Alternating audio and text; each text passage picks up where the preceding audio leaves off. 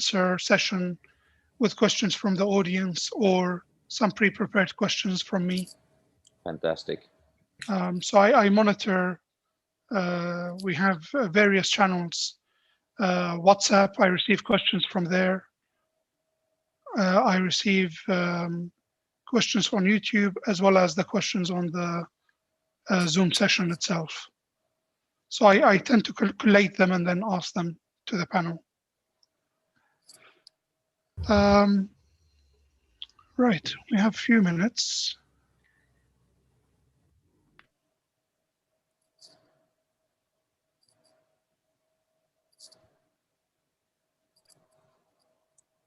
Are you expecting more colleagues from your team to be joining as attendees or panelists? No, right? I don't think so. Or, I don't think so. I don't know if Sophia is there or Diana. No, Diana. No. Okay. Okay. I think we can start. First of all, thank you very much to the panelist team for joining, and also to the audience who are watching on YouTube as well as on the meeting. This is the fourth event today as part of a series of 5 events as part of the invited international events hosted by the London Festival of Architecture. My name is Habal Kadem, and I'm from the Al-Kindi Society of Engineers. We're organizing this event with our partner, the Iraqi Embassy in London, and with support from UNESCO and their funding partners.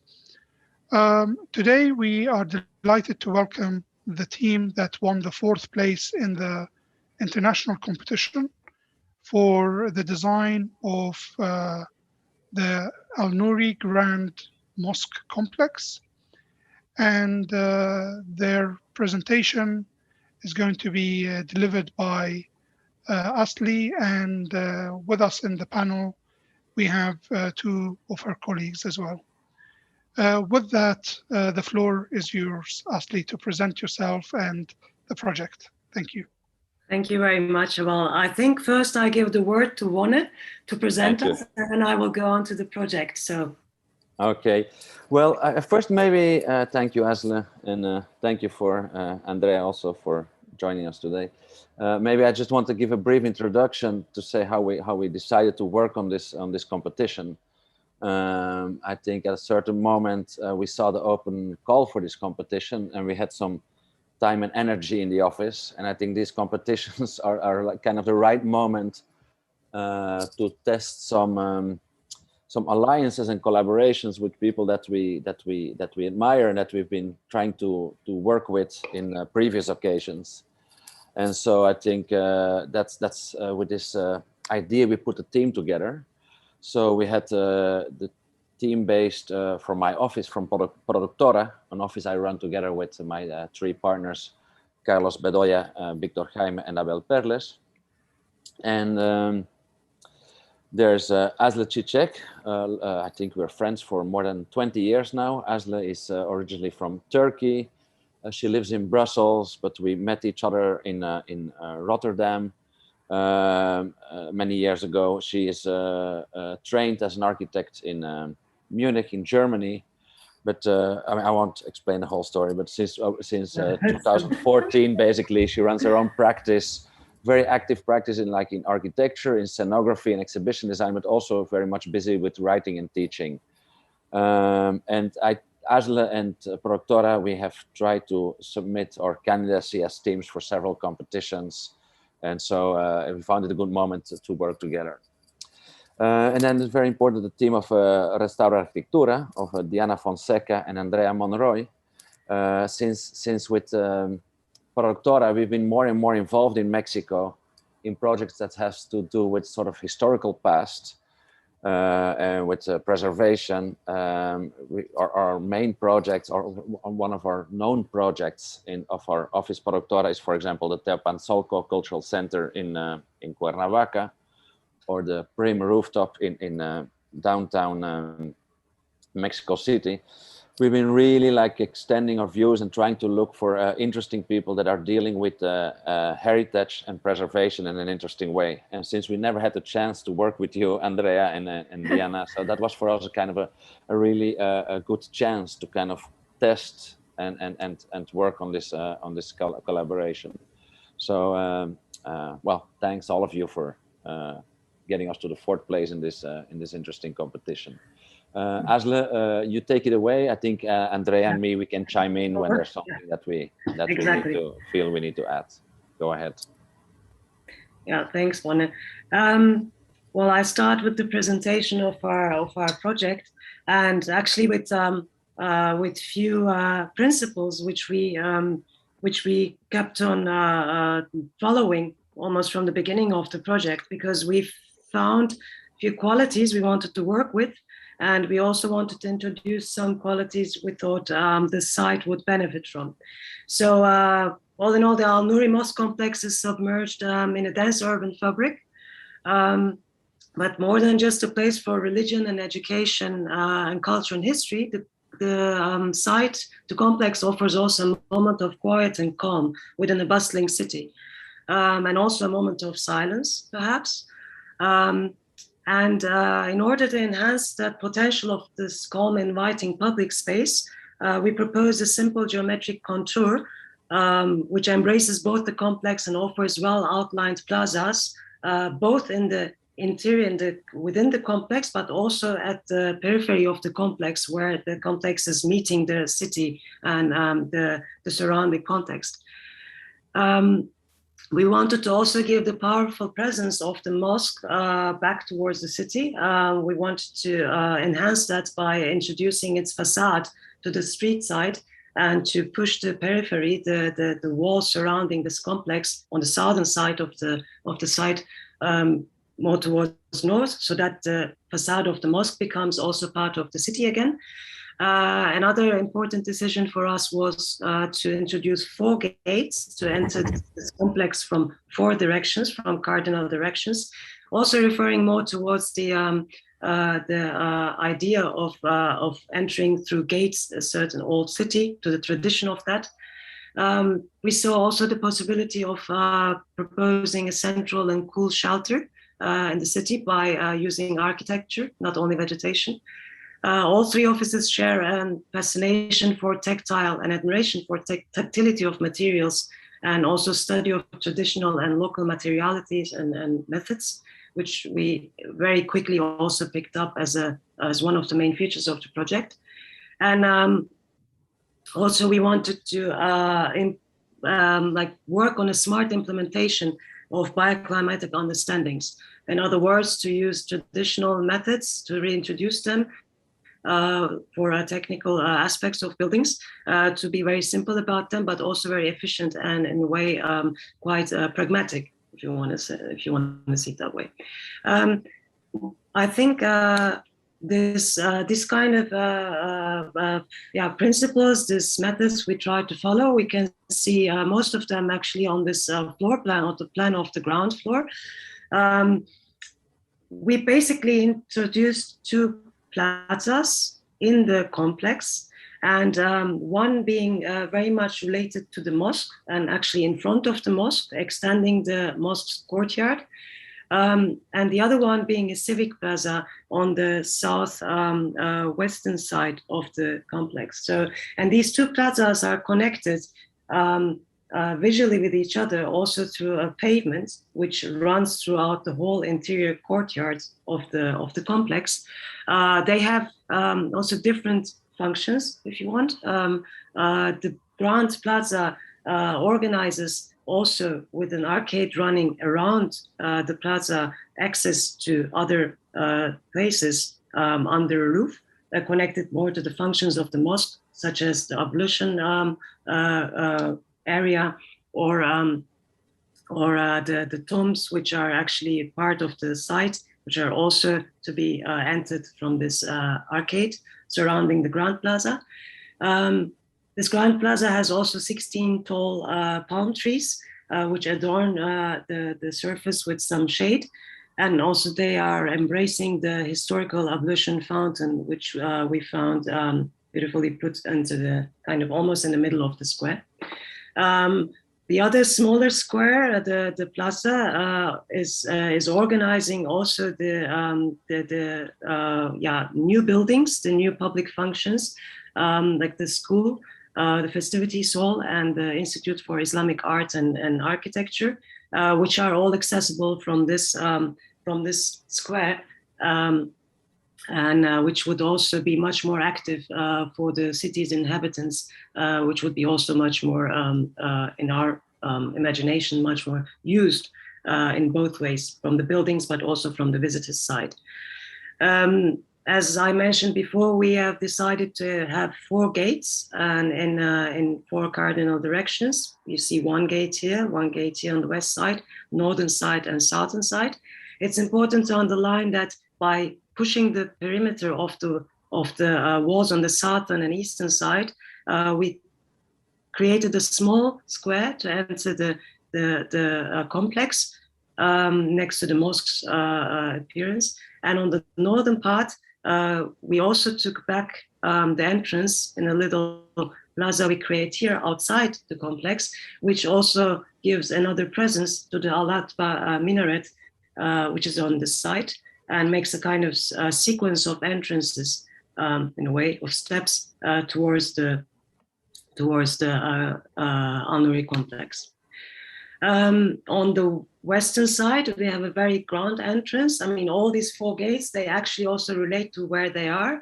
On the western side, we decided to have this grand, a 12-meter tall gate, introducing the site towards the city, and also how the passers-by, the inhabitants, the visitors would enter.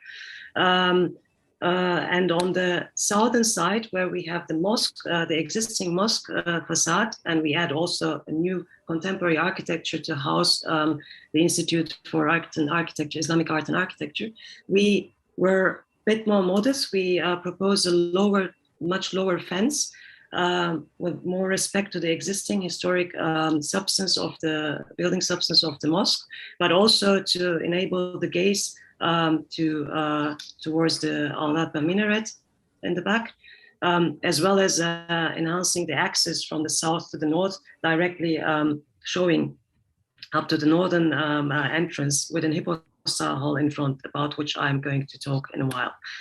Here we see this how this attitude is resulted in the perception of the facade on the Great Mosque Street elevation. You see here actually the main attention goes to the mosque. Then we have the more modest proportions of the entrance, and we have the new buildings on the left side of the street facade. In this model picture, we can see actually also how the 2 squares the plazas are related to each other, how they're connected, but also how they have their own specific characters, more densely populated with trees on the civic plaza, more spacious on the in front of the mosque. But also we can have a feeling of the square outside the site, here in front of the mosque, but also in front of the Al-Atba minaret.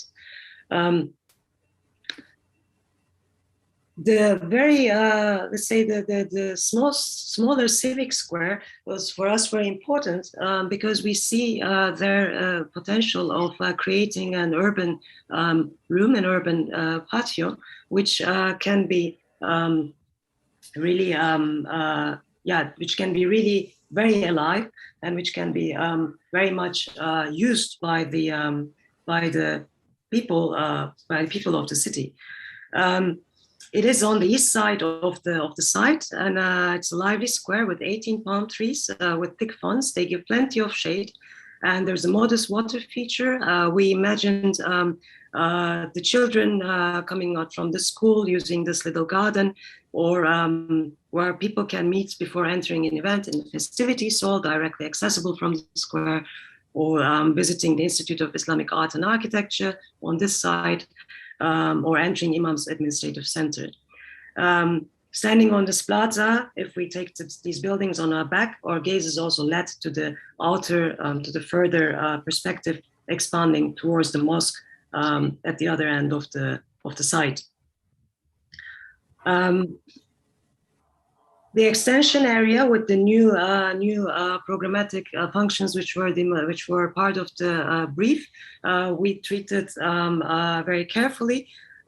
We have here the festivities hall, here the school with the sports hall, the Islamic Architecture, Art and Architecture Center, and the Imam's administrative offices, but also the parking, which was asked, we integrated in the building on the ground floor, directly accessible from the Al Farouk Street, which gave us also more the possibility to have more surface inside the complex by just concentrating everything on this strip, which is also keeping the cars, the aesthetics of the cars outside the mosque complex and the courtyards. We have carefully integrated all the remains of historical landmarks, and this also includes that the houses which are to be preserved are literally part of the new buildings. They're embraced by the new buildings. They become, in a way, interior aspects to be seen, and they are also protected by the new buildings. In other words, you can see the buildings, the existing historical remains of the buildings of old houses once you enter into the new contemporary part. But they are also embraced by roofs, by facades of this new volumes, by which we also try to receive through the roof some lights into the interior. As you can see here, this, the lower part is simulating actually an existing house, whereas by directly having the roof above and having some skylights, we also wanted to have some inviting interiors where the old houses become part of the experience within these new public surfaces. Another important exercise was how to deal with the roofs, because the roofs are not only, the roof landscape is not only connecting the buildings, we also try to maximize light or sometimes even a roof terrace, another layer within the whole project, by designing the roof surfaces with the same care as we were trying to design the rest of the complex. In other words, with geometric compositions, sometimes having openings, but on other moments having like surfaces to collect rainwater. We tried to have a unity also in how we would deal with the roofscape. Also introducing the innovative rubble roofs and to try to receive some light and, as I said before, some connection to the sky from interior patios. Here we can see actually also how this works in reference to the scale, to the roof surface of the Al-Nouri Mosque complex, the Al-Nouri Mosque itself, which was also an inspiration for us because it brought us to the idea of also introducing a roof terrace above the hypostyle hall, which we added on the northern side of the complex, so that actually there was a kind of mirroring effect of the roof terrace of the Al-Nouri Mosque and a new roof surface, which we would introduce to watch the site and the city from above. The hypostyle hall I was just mentioning is the meeting point where two arcades along the squares, along the plazas, are literally melt into each other, where they really meet each other in an array of brick columns under a large roof. This is also, of course, a possibility. This made it also possible for us to propose this large roof surface with relatively simple ways of construction, as we can, through the columns, minimize the span which we have to cover, and we. On the interior side of it, or let's say under the roof, with this array of columns, of these brick columns, we wanted to create some kind of also an atmosphere which is shaded, which is a kind of inside-outside room. But with these columns also, you have each time a different perspective on the squares or on the complex inside. So it's a kind of a sequence again before we arrive on the Grand Plaza or on the smaller Civic Plaza. Following the Hypostyle Hall towards the eastern side, so more towards the Grand Plaza, we would go under an arcade where we find different spaces. As we can see here, we also wanted to have a kind of contemplative patio, as we called it, where there's an extra kind of room and outside space with connection to the sky, but also with a cooler water surface as foreseen. And this is also part of a strategy which we tried to follow in dealing with water management on the site, because there are several water features which can be used, of course, for more, let's say, the pleasant accommodation on the site, but they're also serving as, for instance, in the next to the ablution fountain, which is a historical one, with this contemplative patio. And then if we see that as a water tank, which uses the water from the ablution fountain to be collected, there's a kind of constant recycling of the water, especially also with this, within the site. Or the roof surfaces, which we would use for rainwater harvesting, which would also, we hope, which would also organize kind of a pleasant moment to be on the roof surface.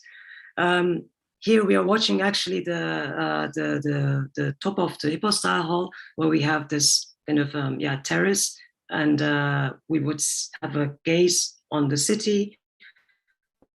We would offer it as an extra space to closer to the minaret of the Al-Adba on our back in this picture, but of course also to have another closer look at the mosque itself, and to perceive it in another way if it wanted. Because and generally the mosque is of course seen more from the eye height, and but its dome and its minarets, when to be restorated, will have a presence which we thought would be very beautiful to also perceive from this roof terrace of the Hypostyle, above the Hypostyle Hall. Inside the mosque, we introduced some elements, some contemporary elements in accordance, also in harmony with the restoration strategy. We would actually have some chandeliers or some staircase and some VIP area, which was part of the brief, in a kind of, in, let's say, very contemporary approach, but not too much also taking attention. We will see actually soon another image on this kind of interior, but it was important for us to use some of the structure, like the dome structure carrying the chandeliers to be built in. At the same time, to take that aesthetic, which we're adding into the into contemporary minbar, we would add as a kind of object, or to a slow staircase bringing us up to a second level, housing the VIP area. As I mentioned at the beginning of the presentation, we were very much concerned with the bioclimatic issues. We referred throughout our design process to different traditional ways of dealing with climate conditions in the area, in Iraq and Middle East. And we decided to use minarets, 3 of them, as wind channels, also to have a passive cooling of the Al-Nouri Mosque. Among other measures we would take, also considering the saddle of the mosque, or to regulate the wind flow in the building.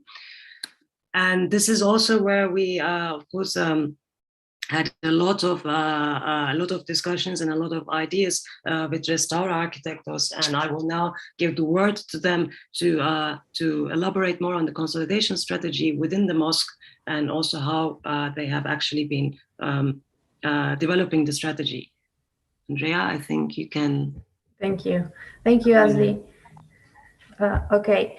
Well, the project for us meant knowing in depth this incredible and wonderful culture and everything that it means within the parameters of traditional architecture. I mean, for example, the expression, of course, the religious customs, artistic expressions, constructive systems, and also an analysis of the colors of the landscape generated by the environmental and social conditions. This helped us to create together a great concept that help us to intervene the pre-existences and integrate in an appropriate way to the complex, and especially for the mosque. Well, this means that the collective significance related with the historical process and the sense of the belonging was the most important thing for us. And the strategy was to integrate natural and compatible systems and remove the posterior interventions like concrete slabs and everything that don't allow us to preserve the original state of the building. The most difficult part or interesting part was to stabilize the upper structure and its loads. So we proposed to place anti-explosive steel rods inside the dome. These metal supports will be apparent and may have decorative purposes, using with the chandeliers and everything, you know. The new slabs were designed with wood, gypsum, and everything that reminds us the traditional systems. And I think it's... And actually, we also took the color concept, which has been developed also in relation with respect to the existing materials and existing color schemes. We took that further into the interior, and actually we proposed a specially manufactured carpet in the inside of the mosque, which would designate the area for each person to be praying, which is also anyhow the traditional way of covering the mosque's floors, surfaces. But we wanted to have a kind of fresh colors, which are not very much, which are not at all actually in contradiction with the restoration concept. And the restoration concept is so rich and so layered in the colors that we just found it very inspiring to work with them further. And of course, the rhythm of the carpets inside are also a reflection for the rhythm of the pavements outside of the mosque, covering the whole, all the courtyards together. And so this kind of grid which we have inside is to be found in another scale outside, or vice versa. And it also gives a kind of more of a fresh, calm atmosphere towards the interior. And as I was mentioning just before, with a few contemporary elements like the mimbar, which we would put in a very clear geometric shape, as much as the VIP area with lattice work to be executed by contemporary craftsmen, local craftsmen, and with an elegant staircase leading us up to this VIP area. We would organize the functions, the programmatic demands of the brief in the mosque without taking too much attention towards them. Well, all in all, I think we can sum up the project with our to our intention to design a strong and unassuming complex, which would be rich in spatial and atmospheric experiences. we conceived it above all as an open and quiet space within the city of Mosul. And we tried to treat all the surfaces involved, from the roof to the pavement, from wall to the column, from inside to outside, from the historic to the contemporary, all layers of the project with the same attention and care, and let's call it even with the same love for all of these surfaces. And we tried to create a meaningful collective place in which public and community life can develop. Thank you very much for your attention, and I think now we can go over to the questions. Thank you very much, Asli and Warne, and the rest of the panelists for this presentation. So we now have the question and answer session, and I have three questions already from the audience. And if any colleague from the audience would like to have access to the microphone, please raise your hand and you can ask your question directly. Before going to the audience questions, I want to expand a little bit on the points that were raised earlier. So what motivated the team to apply for this competition, and how did you get together? I think Warne touched on it a little bit, but if you can expand a little bit more. Yeah, I think I touched upon it a little bit, and I would love to hear also Andreas and Asle's answer to see why they wanted to go and see with us for this project. But I think, especially when the open call came out, it's rare to be able to act and interact as architects in such a meaningful environment, a place with such a rich history, that's also seemingly desperately in need to kind of slowly reconstruct its urban texture, its cultural texture, and so the whole setup of the competition, the way it was backed up by UNESCO, the way it was. The programmatic aspects. I'm not a religious myself, but I could really understand that religion is a very key anchor there. And for me, like, for example, the combination of this religious anchor together with the school for boys and girls, the cultural spaces, the festivities hall, I find it something really worth to look at and to engage in. And so if we would do a competition, I think it's much more interesting to try to engage with a competition of this character than, let's say, doing another fancy contemporary art museum in Saudi Arabia or in Miami, or, you know. And so I think that was one of the reasons, I think, why we were very appealed to this. It had a very good, respected international jury as well, which I found very important. Great. Yeah, and actually, also I just want to add to what Warne was saying, because for me, it was also quite attractive, as you know, I grew up in Istanbul, and I grew up, of course, with this daily tradition, Islamic traditional architecture in the background. Is for me something very evident, but I don't operate in Istanbul or in Turkey anymore. And of course, the Islamic culture is not everywhere the same, but there are many things in architecture which are quite similar, and there are many qualities. And I have very little opportunity operating in Europe to work on this kind of, you know, the sequence of spaces, the mosque complex, not the renovation of a single object, but let's say it's the impact on the city. That was with this kind of Al-Nouri Mosque Complex as a title already very attractive to work on, not just kind of a jewel to restore, but also to really see it in a more traditional mosque complex idea. Sure. That's great.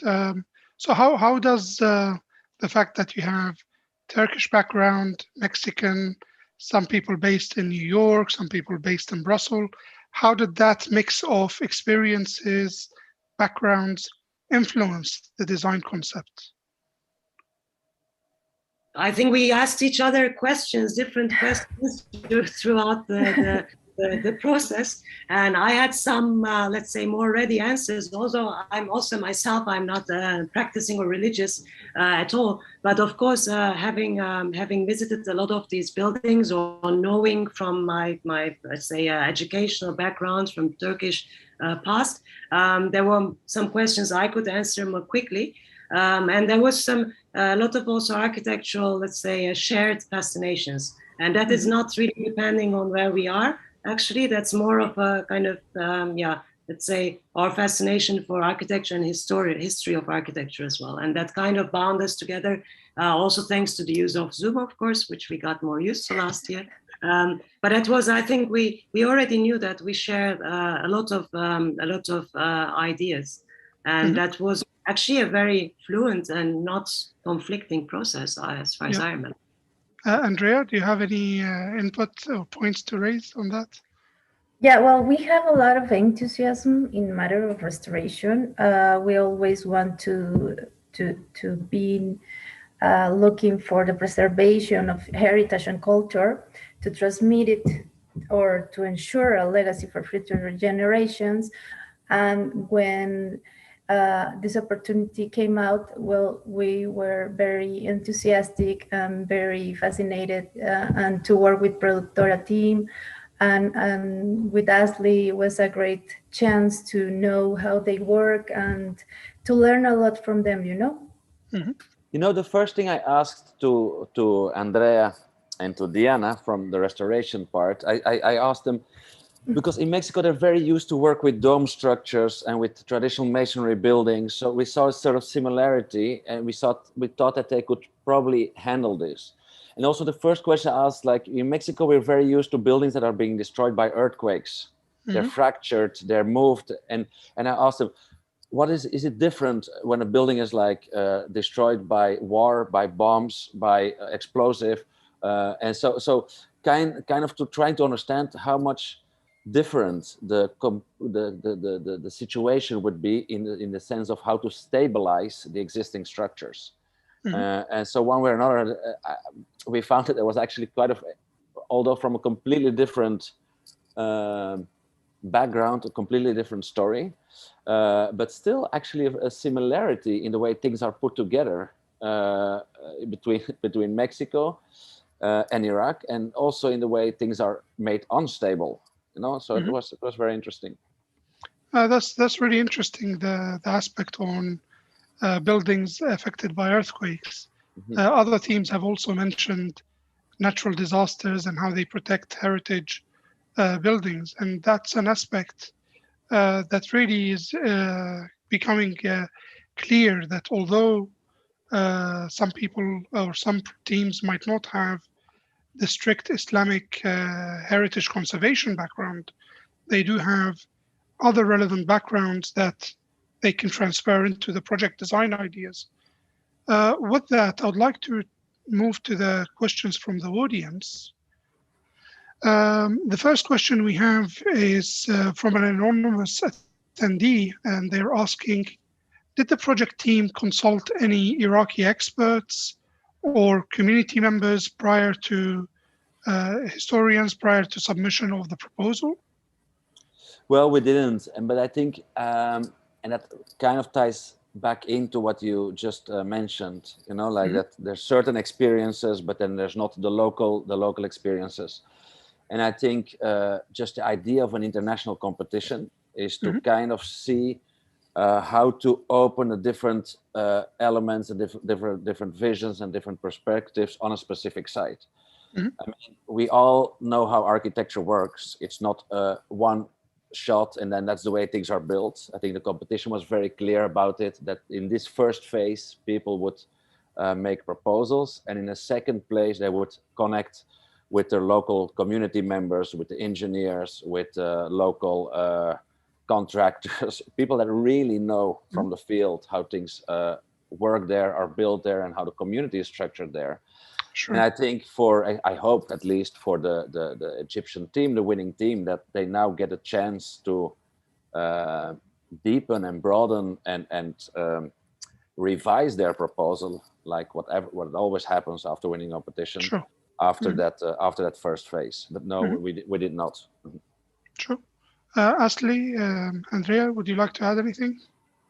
Yeah, well, I mean, we did not in this phase consult more local people or historians. At the same time, I think we're usually interested, and I can imagine I speak it also in the name of my colleagues. We are more interested in looking for similarities than differences, which make everything look so foreign to each other. Actually, if you start to watch, as Mona was mentioning, the dome structures, the destruction of the disasters, destroying a dome structure. I mean, that you can find on the architectural language history in different places, and we like to study them, and we see in that sense more the similarities and how we can deal with them without falling into the trap of exoticism. So it's in that sense, I thought in this space, we were able to deal with the project in this conceptual space, let's say, without involving other parties. But that was, of course, to win and to get them back later. Sure. So. And I guess looking at the design brief and the architectural competition design brief, it was quite comprehensive in terms of the material and the information that they requested from the entrance. What comments would you have on the difficulty of the challenge to submit an entry for this competition?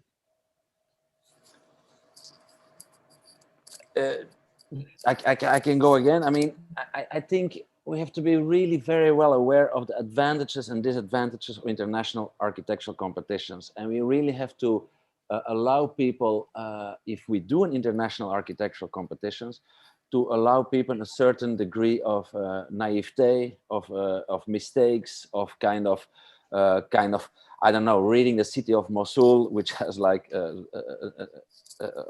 long history, to read it maybe.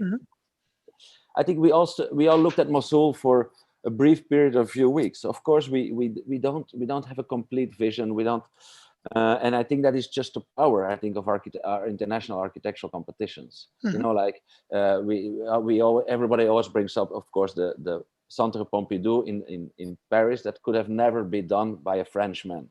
You know, like that's a building that only can be done by a foreigner. That kind of, and I think.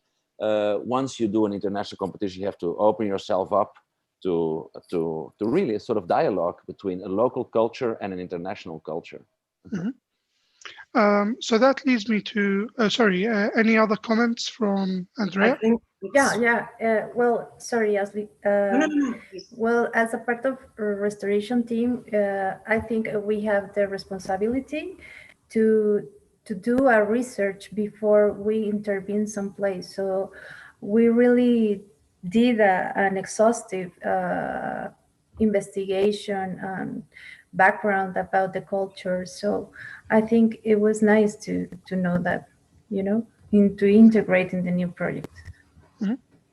And Asli? Yeah, but also what Wona called like a certain naivete, the value of it, I completely believe in that too, because I would also call it maybe a healthy distance sometimes to a subject, which is needed or which you can benefit from as an analytical approach.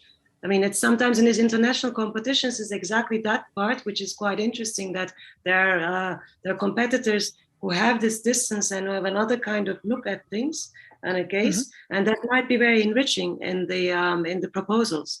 And I think that's, call it the naivete or the healthy distance or being from outside, is actually exactly what these international competitions allow and to happen.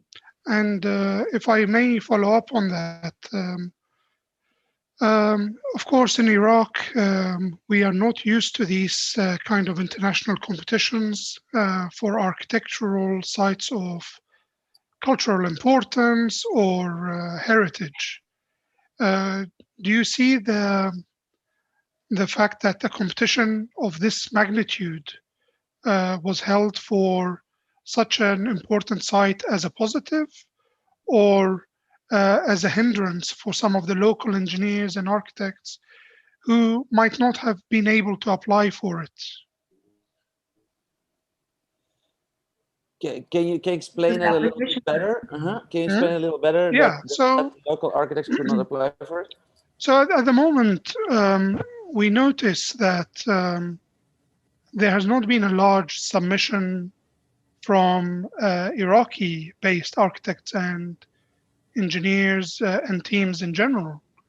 And some of them could have an opinion that this kind of restoration and rebuilding should not be open to an international competition. Some of them might just not have had the experience in submitting for such an architectural event. So I guess I'm looking for comments from your experience. What are the advantages, which you've touched on already, of such international competitions, but also what are the drawbacks that you could see in that sense? Well, I think it's I completely understand your worry, in the sense that, yeah, there's a certain kind of an architectural international circuit, cultural environment that comes with a certain way of making competitions, making competition entries, making competition graphics, and that are probably that local architects are probably not so used to it.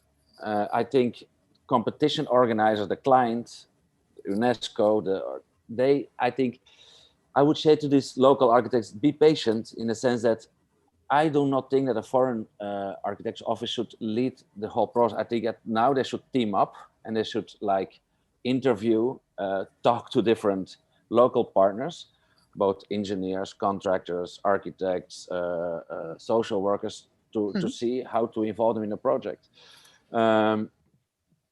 Yes, I mean, I think in the long run, I think it's very healthy. I think it's very, very healthy that that can happen, that an international competition can be. Of course, it should not be done for everything. I guess there's a lot of reconstruction work going on where like local partners can interact easier without the whole hurdle.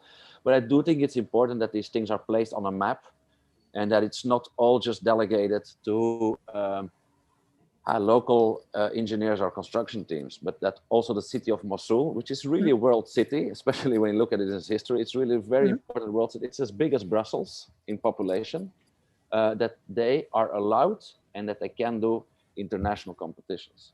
Yeah, thank you.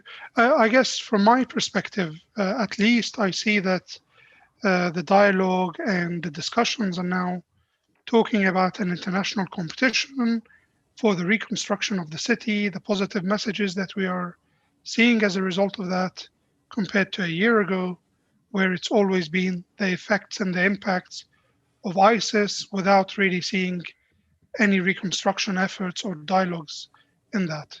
So it's been very healthy to see the entries from Mexico, from Spain, from Belgium, from all around the world, including India and other places. One of the questions that we have from the audience is if you have any comments regarding the assessment of entries by the jury, and if there are any rooms for improvements, and also based on the feedback that you have received, what could you have done differently?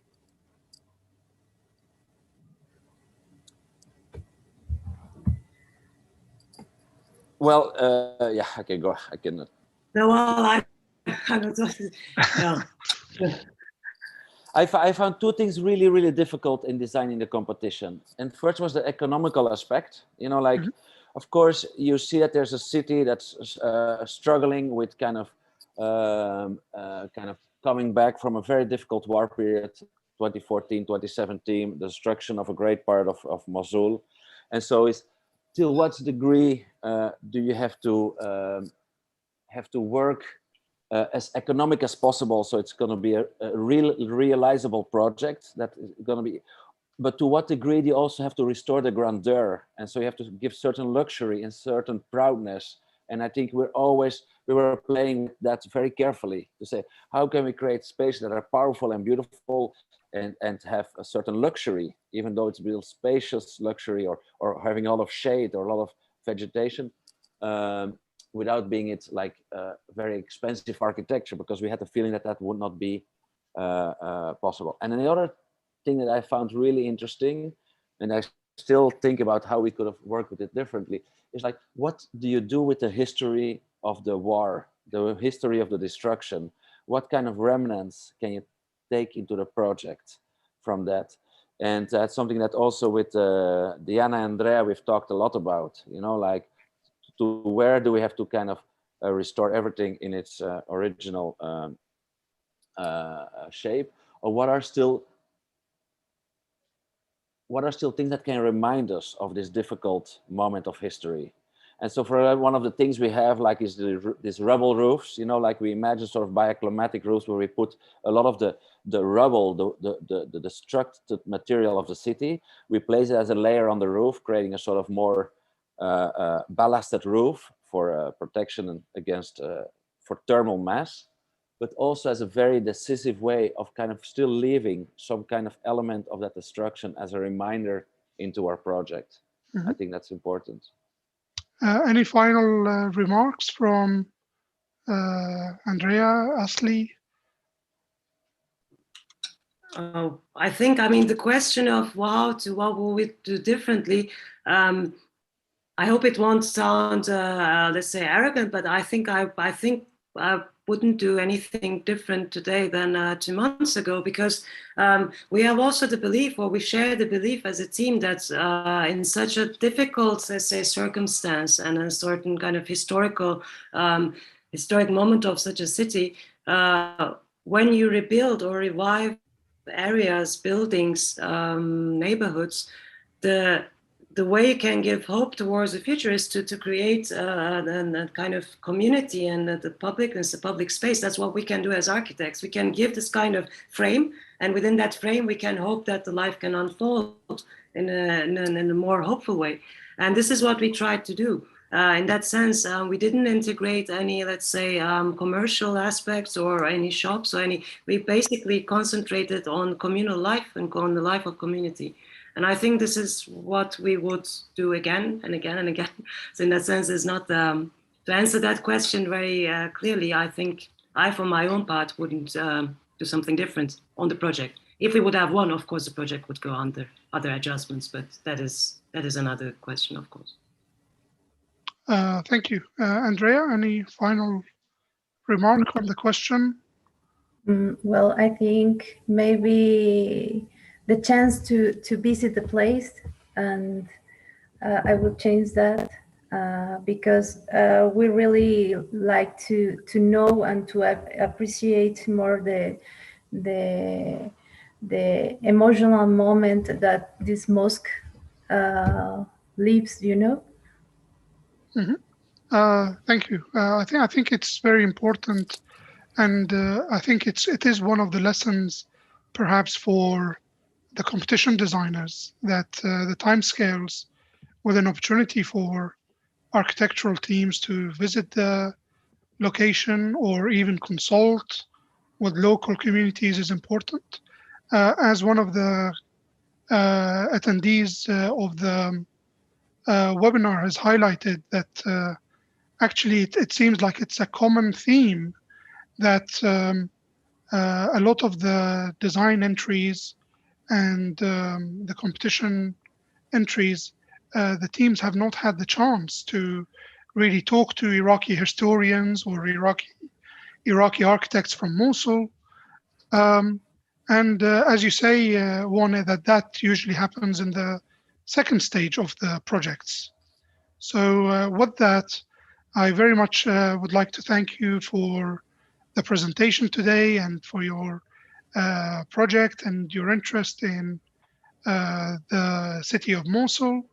And we hope that you will continue to explore how you can help revive the spirit of the city, even beyond this competition. Thank you very much, and we'll see you next time. Thank you for the invitation. Thank you. Thank you. For the Have a good invitation. day. Bye-bye.